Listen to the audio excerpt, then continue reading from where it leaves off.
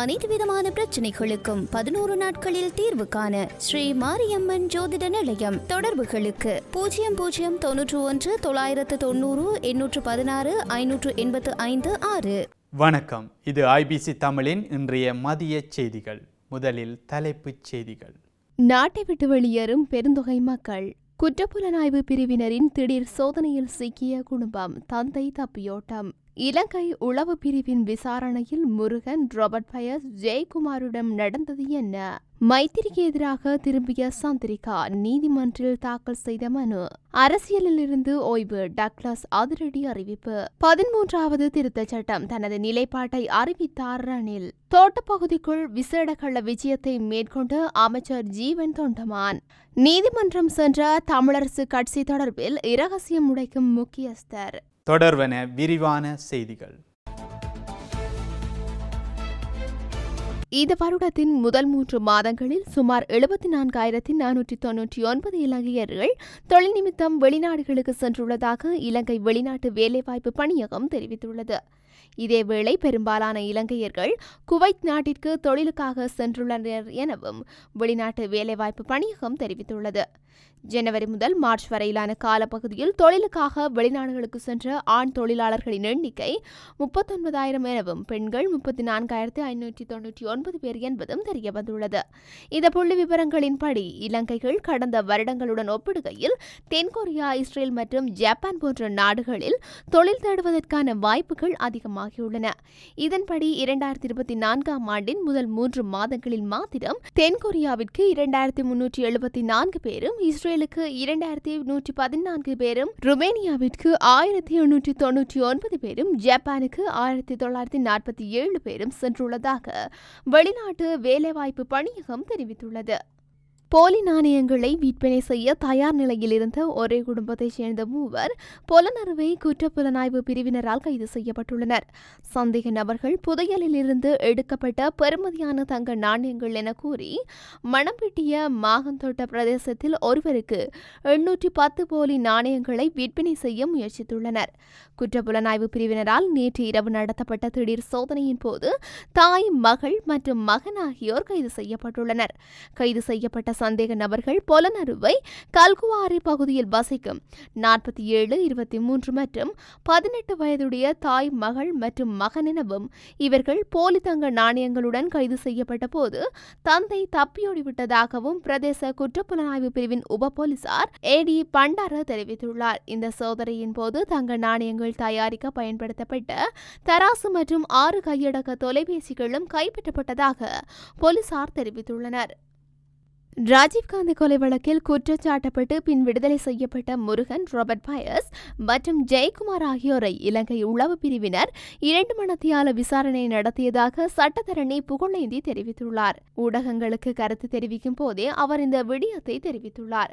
உளவு பிரிவினர் 1990ஆம் ஆண்டு எந்தவித சட்ட ஆவணங்களும் இல்லாமல் ஏன் இந்தியா சென்றீர்கள் என முருகன், ராபர்ட் பயஸ் மற்றும் ஜெயக்குமார் ஆகியோரிடம் வினவியதாகவும் அவர் தெரிவித்துள்ளார். இதன்போது அவர்கள் இலங்கையில் அப்போது யுத்த காலம் என்பதால் நாங்கள் படகில் உயிர் காத்துக் கொள்வதற்காக சென்றோம் என பதிலளித்துள்ளனர் என தெரிவித்துள்ளார்.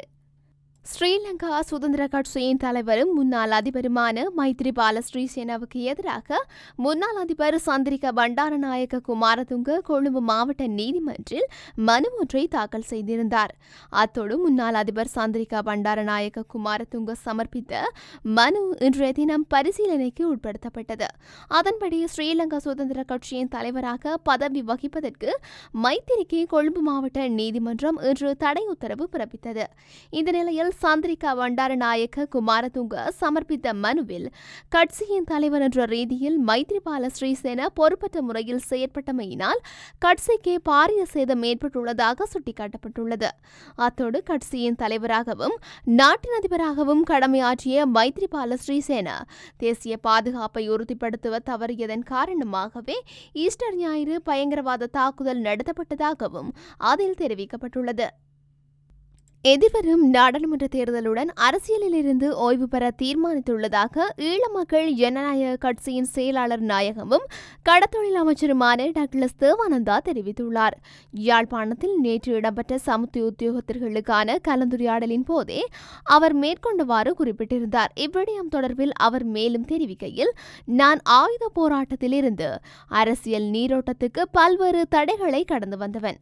தமிழ் மக்களின் அரசியல் அன்றாட பிரச்சினை மற்றும் அபிவிருத்தி என்பவற்றை எனது அரசியல் காலத்தில் முடிந்தவரை பெற்றுக் கொடுப்பதே எனது இலக்கு. துரதிருஷ்டவசமாக எனக்கு கிடைத்த ஆசனங்கள் போதாமையால் தெற்குடன் பேரம் பேசும் சக்தியை மக்கள் வழங்கவில்லை. தமிழ் மக்களுக்கு எதையாவது பெற்றுக் கொடுக்க வேண்டுமே என்ற நினைப்பு மட்டும் எனக்கு இருக்கின்றது. மக்களை வைத்து அரசியல் செய்ய வேண்டிய தேவை எனக்கு இல்லை. நான் கடந்த முறை நாடாளுமன்ற தேர்தலின் பின்னர் அரசியலில் இருந்து ஓய்வு பெறலாம் என நினைத்திருந்தேன். ஆனால் சில விடயங்களை தொடக்கிவிட்டேன், முடித்துவிடலாம் என்ற நம்பிக்கையுடன் அரசியலில் ஈடுபட்டேன். ஆகவே எனக்கும் வயது சென்று கொண்டிருக்கின்றது, உடல் இயலாமை தெரிகின்றது. அதனால் எதிர்வரும் நாடாளுமன்ற தேர்தலுடன் அரசியலில் இருந்து ஓய்வு பெறவில்லை என அவர் மேலும் தெரிவித்துள்ளார். 13வது திருத்தச் சட்டத்தை நடைமுறைப்படுத்துவது தொடர்பில் நாட்டில் உள்ள அனைத்து கட்சிகளுடனும் பேச வேண்டும் என அதிபர் ரணில் விக்ரமசிங்க அறிவித்துள்ளார். சர்வதேச கட்சி மாநாட்டிலேயே அவர் இந்த விடயத்தை தெரிவித்துள்ளார். இது தொடர்பில் அவர் மேலும் தெரிவிக்கையில், 13வது திருத்தச் சட்டம் என்பது நாடு முழுவதும் நடைமுறைப்படுத்தப்படும் விடயம். எனவே இந்த விடயம் தொடர்பாக தமிழ் கட்சிகளின் நாடாளுமன்ற உறுப்பினர்களுடன் மட்டும் கலந்துரையாடுவது போதுமான விடயமல்ல. மாறாக இது தொடர்பில் அனைத்து கட்சிகளுடனும் பேச வேண்டும் என்பதே தனது நிலைப்பாடு என அவர் தெரிவித்துள்ளார். நுவரெலியா ராகலை பிரதேச தோட்ட பகுதிகளுக்குள் விசேட கள்ள விஜயத்தை மேற்கொண்ட நீர்வளங்கள் மற்றும் தோட்ட உட்கட்டமைப்பு வசதிகள் அபிவிருத்தி அமைச்சரும் இலங்கை தொழிலாளர் காங்கிரசின் பொதுச் செயலாளருமான ஜீவன் தொண்டமான் அங்கு பிரதேச மக்களை சந்தித்து கலந்துரையாடினார். நேற்று முன்தினம் இடம்பெற்ற இந்த கள விஜயத்தின் போது நுவரெலியா மாவட்ட பாராளுமன்ற உறுப்பினரும் காங்கிரசின் தவிசாளருமான மருதபாண்டி ராமேஸ்வரன் உட்பட காங்கிரசின் பிரதி தவிசாளர் சிரேஷ்ட சட்டத்தரணி பி ராஜதுரை, தேசிய அமைப்பாளர் SP சக்திவேல், நுவரெலியா பிரதேச சபையின் முன்னாள் தலைவர் வேலு யோகராஜ் மற்றும் பெருந்தோட்ட மனித அபிவிருத்தி நிதியத்தின் அதிகாரிகள், தோட்ட அதிகாரிகள் என பலரும் கலந்து கொண்டனர்.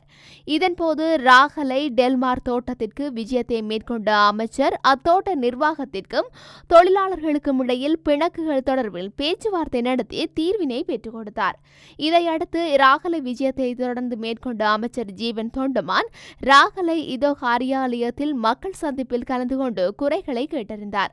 பின் இயற்கை அனர்த்தத்தில் பாதிக்கப்பட்ட ராகலை மேற்பிரிவு மக்களுக்கு கட்டிடம் அமைக்கப்பட்ட வீடுகள் மற்றும் கந்தப்பளை பார்க் தோட்டத்தில் கட்டப்பட்டுள்ள வீடுகளை பார்வையிட்ட அமைச்சர் அங்கு உட்கட்டமைப்பு அபிவிருத்திகளின் குறைபாடுகள் தொடர்பில் ஆராய்ந்துள்ளார்.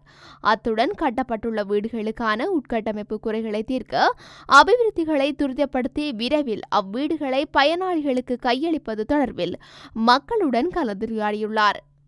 இலங்கை தமிழரசு கட்சிக்கு எதிராக நீதிமன்றங்களில் தொடரப்பட்டுள்ள வழக்கு காரணமாக தமிழரசு கட்சி தற்போது முடக்க நிலையில் உள்ளதாக யாழ் பல்கலைக்கழக விரிவுரையாளர் மாணிக்கவாசகர் இளம்பிறையன் தெரிவித்துள்ளார்.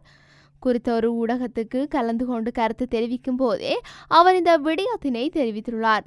மேலும் தமிழரசு கட்சி தற்போது தமிழ் பகுதியில் இயங்குகின்றதா என்ற சந்தேகம் நிலவுவதாகவும் கட்சி தற்போது செயற்படாமல் செயலிழந்துள்ளதாகவும் குறிப்பிட்டுள்ளார். தமிழரசு கட்சியின் புதிய தெரிவில் 75 வருடங்களாக காணப்படும் பலம் பொருந்திய கட்சி யாப்பினை மீறியுள்ளதாகவும் யாப்பினை மீறி செயற்படலாம் என்று ஆலோசனை வழங்கியவர்களே தற்போது அதற்கு எதிராக வழங்குவது தொடர்ந்துள்ள நகைப்புக்குரியது எனவும் தெரிவித்துள்ளார். இத்துடன் இன்றைய மதிய செய்திகள் நிறைவடைகின்றன. தொடர்ந்தும் செய்திகளை அறிந்து கொள்ள IBC தமிழ் நியூஸ் என்ற நமது யூடியூப் பக்கத்தினூடாக இணைந்திருங்கள். நன்றி. அனைத்து விதமான பிரச்சனைகளுக்கும் 11 நாட்களில் தீர்வு காண ஸ்ரீ மாரியம்மன் ஜோதிட நிலையம். தொடர்புகளுக்கு 0091 990 816 585 6.